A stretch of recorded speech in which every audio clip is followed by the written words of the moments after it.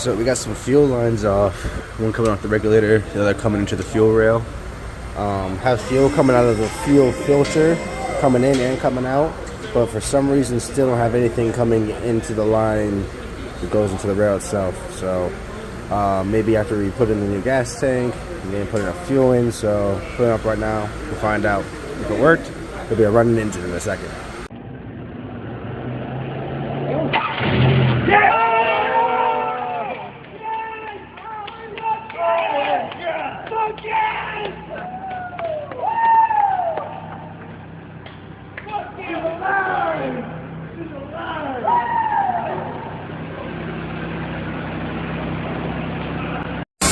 We fucking got it.